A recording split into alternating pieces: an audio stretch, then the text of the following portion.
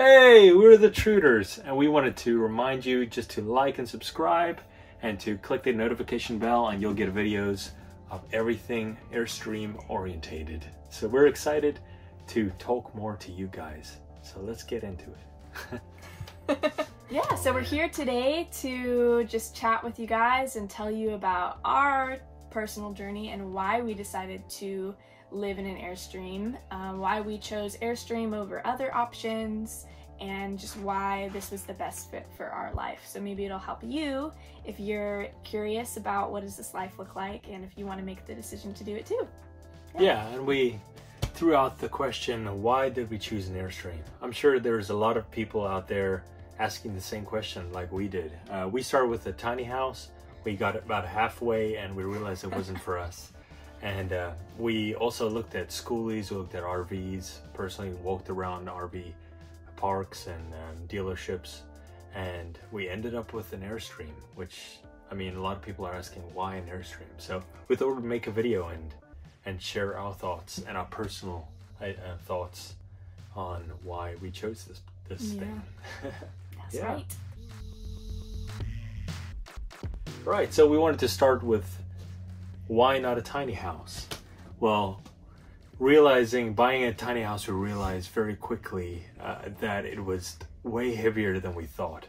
We thought we'd have this idealized picture of traveling the country with a tiny house and a truck, and it would be very easy, but in reality for us, ours was slightly oversized, wide and high, which we were very disappointed by, but it really is just for a lack of not having the knowledge and understanding those restrictions, which is a big deal. If you're looking into a tiny house, really look at restrictions Make of sure height that you and build them, width.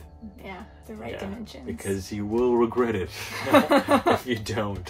And a lot of tiny house companies now are very understanding of that, and they put that into the picture of things. But for us, we came in pretty early into this tiny house thing, and those kind of things kind of weren't worked out. So yeah, very important. Height and width restrictions, very important. Another one is it's very expensive to renovate. We didn't know, obviously, because we didn't have much experience, but you might have a lot of experience in building and know how to do it yourself. We did most of it DIY with friends and a YouTube, but mostly you'll realize everything is more expensive than you thought or could have ever imagined. You know, so we ran out of money pretty quickly halfway in, and we realized, man, this probably will not get finished. So that is a big point for us personally.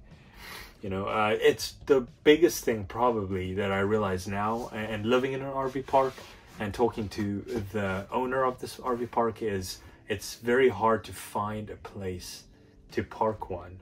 I think because tiny houses they're becoming more common now, but they're not as normalized as, say, RVs are. They aren't welcome at a lot of RV parks around the nation. So you can swing going to like national parks, and there's maybe other options you can find, like local farms or things like that. But as far as the everyday RV park, it's a little bit too out there for people to let you come park. Yeah, and just disclaimer, not for everyone. There's lots of people who are living in RV parks, and amazing for you, especially if you're living in Austin and Portland. Amazing. Like where we're at, there's I think 3 tiny home communities on this road we're staying on. Yeah. So there are options. It's just much more restricted. A little bit harder than an RV. All right. So next one, why not an RV? This is something that we've been asked a lot of, is why didn't you just do an RV? You just buy one and bam, you're living in it, you're ready to go, you know? And for us personally, it just didn't feel as homey. It felt like it was a temporary home. And that every single time I walked into it personally, I sat down, I felt the countertops, everything felt a bit less permanent. It felt smacked together.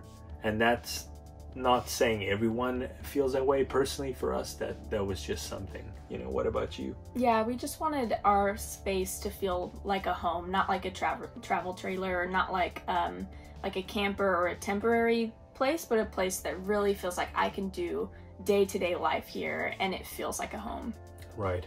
A very big point is value. It does not carry value after you buy one, and that's something that is very important to look at, because right after you buy it off the lot or you buy it secondhand, it's going to be worth a lot less than you could have ever imagined trying to sell it again and trying to buy something else. So it just isn't it's not an investment, it's more of a living in now situation, you know. So that deterred us pretty quickly when we went to look at some awesome RVs and just realized this might not be a long-term situation, at least not for investment or finances. Yeah. So the thing that we thought we would have done was a Skoolie, and the biggest reason for us is just so big. It's massive. It's got an engine. We know nothing about engines, especially diesel engines. It's not simple. It's interesting. So we quickly realized we don't know how to weld, and that's something you're gonna definitely know how to do, especially if you want to work on frames. And that's something I just didn't want to deal with, especially coming off of a year and a half of trying to build a tiny house. You realize quickly that you kind of get tired of the process very quickly, you know. Yeah.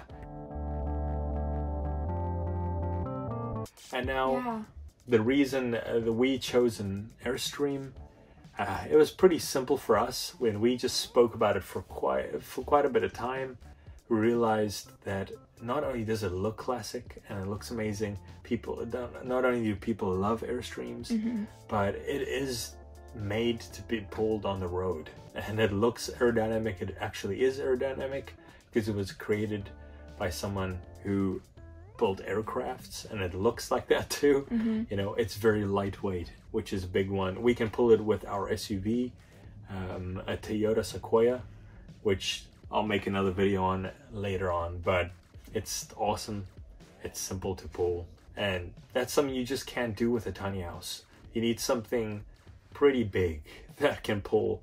The other day we saw one and we spoke to the owners of it, and they said you need a pretty strong truck. I think she said it was 11,000 pounds, and ours is just over maybe 5,500 pounds.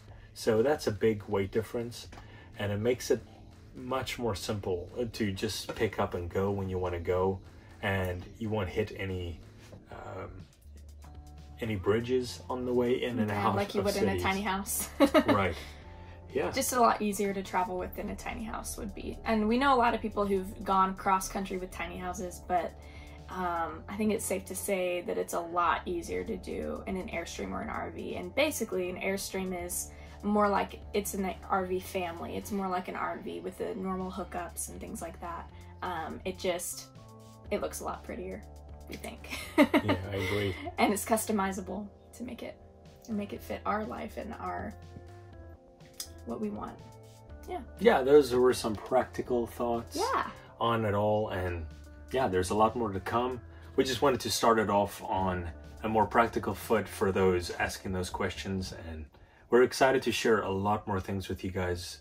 We've learned a lot on the journey. Please like and subscribe if you like this, and there's a lot more coming. Thanks so much, guys.